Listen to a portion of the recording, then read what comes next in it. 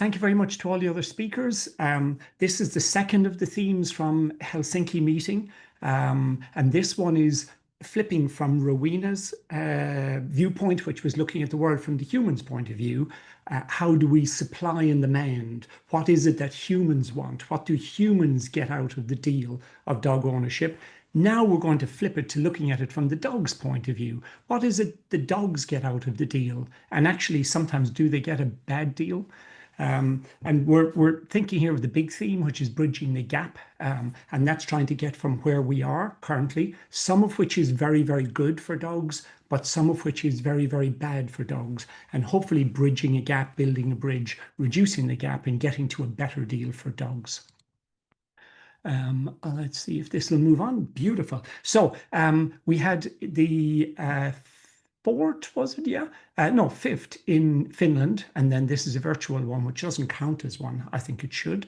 And this Finland one was wonderful. It resulted in a publication. I've put the link here if anyone wants to go to it. Full paper, free open access. And I'm just going to summarize some of the points that came from that paper on the breeding and well-being issues.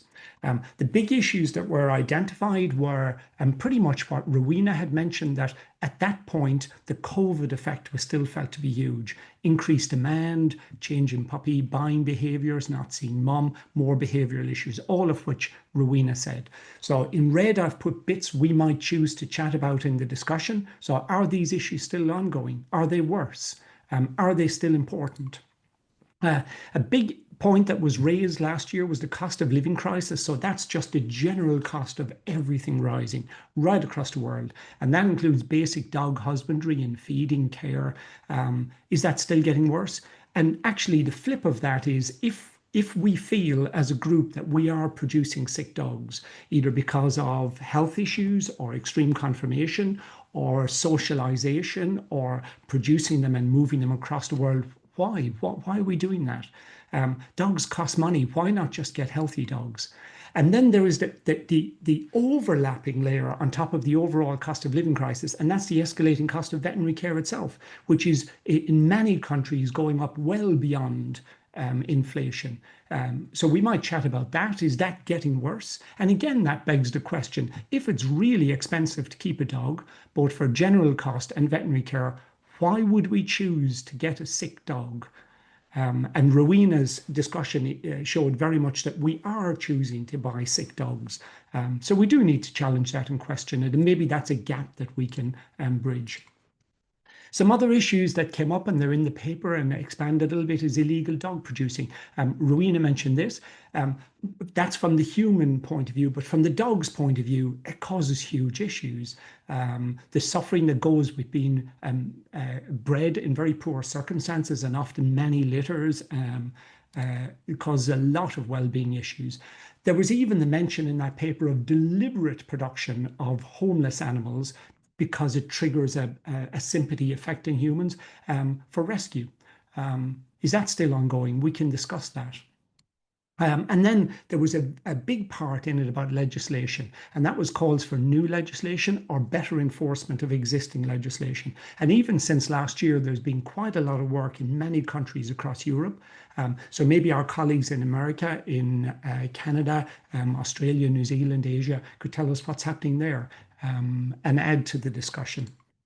And then even Amy mentioned this, the question of who actually is leading on this. Effective protection of dog health from extreme conformation. Who is doing what to end this practice? We all agree extreme conformation is wrong, morally, socially, ethically, from a health point of view, even from a financial point of view. We know it's wrong, but who's leading on this? And even Amy was questioning that. So again, we could discuss that, and maybe nobody is leading, and maybe somebody does need to step up and lead. Certainly in that paper, we identified an endless list of dog health and welfare issues. But we do need to start somewhere, and that's where I hope today's meeting will go, where we will get some resolutions. Interestingly, extreme conformation took up more than half of the entire section related to health and well-being. So I think we are accepting that this is currently a huge issue, if not the biggest issue. Some of the actions that were laid out, imperative that welfare of dogs is prioritised. Discussion should continue. Kennel clubs need to be more forceful with their judges, more effective education of the public and puppy buyers. Everyone who cares about dogs should be champions of dog health. And these are fine, but actually they're all things that everyone would say we're doing already, and they're all things that are just we should do more and better.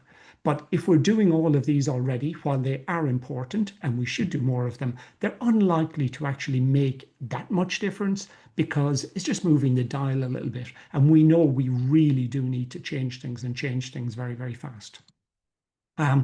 Extreme conformation took up half the entire section. I'd said that. So maybe we can chat about why. Why, if we've had a century of dogs with extreme conformation, why is it still such an issue?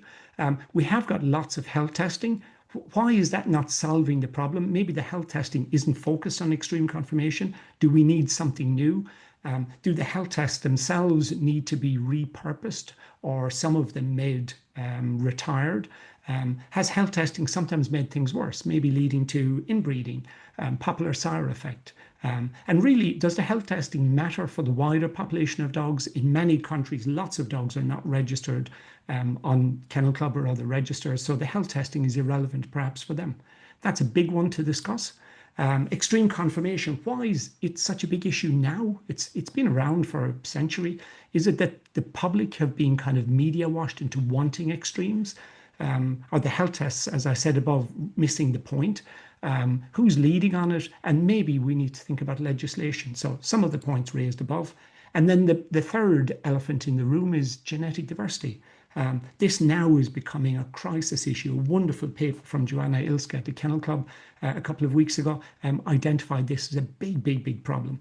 And maybe we do need to go back and change our mind on the closing of the breed registers. It was done with a perfectly good reason at the time. It's just the world moves on. And as Eddie said at the start, he looks back and regrets some of the things that he did and believed 20, 30, 40 years ago. It's okay to accept that what we did back then wasn't right. And maybe we need to think about outcrossing as well. So there's quite a lot of these elephants in the room, and maybe we actually just do need to say the elephants are there and let's talk about them. So hopefully we'll do that when we have our discussion section. Definitions are really important. Extreme conformation is really important. We do need to make sure we're all talking about the same thing. So these are conformations, body shapes that are changed by mankind. They don't exist in any numbers in nature. They're totally different to the natural canine shape, and they must be associated at population level with poor health and welfare. So this is not about exaggeration. Exaggeration is fine up to the point that it causes the dog to suffer. And we all know what these extreme conformations look like, and nobody wants to see this in dogs. All of these lead to poor health and welfare issues, and nobody wants to see this. So I think we can discuss where we go with that. Again, just to build on this, why are we where we are? Well, I've given this a lot of thought over the last 15 years. I've been working with Rowena on this problem for a decade and a half. Humans fell into this as well, that we medicalized issues, and there are diseases. It is really important. We look at this dog here. We can do some disease testing. We call it health testing. It's not. It's disease testing or disorder testing. And these are really useful because we can spot issues that this dog might develop during life. And everybody's on board with this. And we don't want disease in dogs. So I looked earlier on the Kennel Club website, and there is information on different tests that are available. And Eddie did a wonderful piece on the respiratory function grading testing. So everyone agrees with this. If the dog is positive for these, perhaps we shouldn't be breeding the dog. But we look at this animal and we know there's still something more than that. There's something wrong. If the animal has got extreme brachycephaly, for example, regardless of the respiratory function grading test result, and for a lot of dogs bred outside the Kennel Club, they won't have this anyway. And Eddie explained that the numbers, the uptake is really very small. So we do need to start thinking about, is it the extreme conformation that's causing the issue? And by now, we pretty well know it is. So a second model is the innate health model of disease, and this empowers owners, the general public, and breeders not to need to do clinical tests and not to have to give the responsibility to the veterinary profession, but to actually just judge the dog. If it's got an extreme conformation, if it's got no tail or a fixed spine or extreme skin folds, that we can judge this dog has an extreme conformation and therefore shouldn't be bred from. And this is really protecting dogs against us. Rowena already explained it. We love extreme conformations. Innate health really defines that every animal should be capable of performing all the typical activities for that species and stage of life. So it is so simple, but yet we've missed out on it for the last 100 years because we've moved to a medical-based, a disease-based model of health. Health is about whether an animal can live the life that an animal should live. And certainly when it comes to dogs, these are so basic, but actually we ignore them all the time. Animals should be able to blink fully, not have bulging eyes where their eyelids don't close, maintain their body temperature, should be able to move freely. We shouldn't be deliberately breeding and acquiring animals where we're not allowed to give them exercise or let them up and down stairs or let them jump. Animals should have teeth that interdigitate properly so they can eat and drink. They should be able to hear and not have genetic issues like Merle that might affect their hearing. They should be able to reproduce, not have 80% of some breeds like bulldogs needing cesarean sections. They should have a tail so they can communicate. So this is innate health, and this is adding to the disease model that we've used in the previous health testing to actually empower the public to say, I want a dog that's innately healthy. Yes, it should have passed all the health tests, but it needs to be innately healthy, and I will not acquire a dog that isn't able to do the basic natural functions. Do we need legislation? How big is the problem? Can we not resolve it voluntarily? Well, it seems from 100 years of us being humans and humans do what we do is that we probably will not resolve it voluntarily. Is the problem important? Well, this is a recent paper from Vet Compass looking at the ages of dogs when they die. And when we look at the dogs that lived a long lifespan and we compare them to the dogs with very short lifespan, we can see that extreme conformation is costing these dogs about a quarter to a third of their expected lifespan. So that's really important. If you want to see more of these papers, there's over 150 of them published now. They're all free, open access on the Vet Compass website at the RVC site. If the conformations are a problem, that really only matters if the breeds that have them are really common or the dogs that have them are really common. And when we look at a recent study from Vet Compass that's currently being prepared for publication, we can see that when we look at the top 20 dog breeds, I've highlighted just some here, lots of them typically, not all, there are some wonderful breeders of these that are breeding French bulldogs, for example, with noses and tails and flexible spines, wonderful looking dogs that actually have good innate health. So this is pro-breed, everything we're doing. We want to preserve these breeds, but also to make sure the dog enjoys being of the breed. And we can see in the UK, there's over 500,000 French bulldogs. And we know from our evidence, lots of these dogs have severe health issues. So the extreme conformation is huge. The public, interestingly, are reacting to this. I said last year at the dog health workshop that I give 10 years to the Kennel Club project or the Pedigree Dog project. That's down to 9 years now. And these data are kind of showing that unless we do something with these issues, people will move more and more away from pedigree dogs. And we can see in the top 20 breeds, there's already 3 designer crossbreeds. These are breeds that people are buying actively because they're not a current recognized pedigree breed. Are they healthy or not? We will see.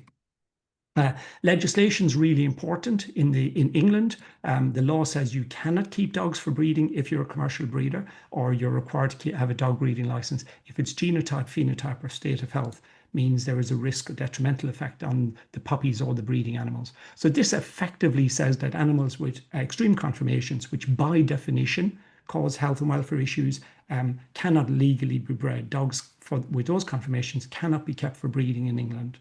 The government, APCO, is currently working on using the innate health assessment as a concept to help breeders. There are so many wonderful breeders out there, and to help the public, who ultimately are the ones who dictate whether certain types of animals are popular or not. There's lots of other legislation happening right across Europe. Netherlands has been very, very proactive, but we also have legislation in Germany and obviously in Norway, where we had the recent court case. And then just to finish, I did mention about outcrosses. How do we know that they're healthy? Maybe they're not. Maybe they're worse. Maybe they're just a combination of everything that's bad in dogs. Well, this is a study done by the wonderful Lizzie Ewens with myself and Rowena, Zoe, Sayaka, Joanna, and Mickey involved. And here we were comparing purebred pugs versus designer pug outcrosses, puggles or jugs. And this paper is in preparation, and you should be able to get this soon. But here's the précis of it. In the study, it was Lizzie. Lizzie identified, we were aiming for 50 of each, and so these are the numbers. She's got roughly 50 of each. Just randomly picked dogs from the wider public. So these are not Kennel Club registered dogs, just randomly picked dogs. 50 pugs, 50 jugs, which is a Jack Russell cross pug, and a puggle, which is a beagle cross pug. And here's what they look like. So these are the pugs, and these are just some random pictures of the dogs that Lizzie went out to people's houses or got them into our clinic to see. These are the jugs, and these are the puggles. And all of these dogs are loved by their owners. And the key results here, median veterinary costs are really important, but pugs hugely more expensive from a veterinary point of view than jugs or puggles, 4 times as much. This is what owners need to be aware of. Health issues are a human social problem as well from that point of view. Pugs, higher dysfunctions on sleep and sleep eating. The red are all the ones where the pugs were worse, and higher pain. No difference in behaviors or in the dog owner bond. And then finally, respiratory function. Eddie asked about the wider population of dogs. In pugs, none of the 50 pugs scored 0. So Eddie, you are correct. The dogs that you're seeing obviously are a selected group of the better dogs. Among the jugs, 100% scored 0, and puggles only 1 scored 0. So the respiratory function we can see is associated with muzzle length. Nostril stenosis, much worse in pugs, and orthopedics. The only higher thing was in puggles, but that's in overweight or obesity, and that's probably because a puggle is a cross with a beagle, and beagles are also very prone to overweight. Swedish Kennel Club, final slide, are doing wonderful stuff here, and we need to support lots of the different kennel clubs that are doing their best to rectify this situation. And Swedish Kennel Club has drafted plans to reformat these breeds towards good innate health. And this is hugely to be celebrated and thanked. So after the break, we're going to get you to discuss which actions from the last one should be kept or discarded. Discuss reasons for slow progress. Why are we still here a century later? Barriers to progress. What's stopping us changing and breeding healthy dogs and buying healthy dogs? Why do people still buy sick dogs? Identify new actions and projects, and we want smart actions, not woolly ones. So that's specific, measurable, achievable, realistic, and timed. And resolutions. It would be lovely if people would make resolutions. So I'll leave it there, and I look forward to chatting with everybody. Rowena and I will lead the session after the break. Thank you very much.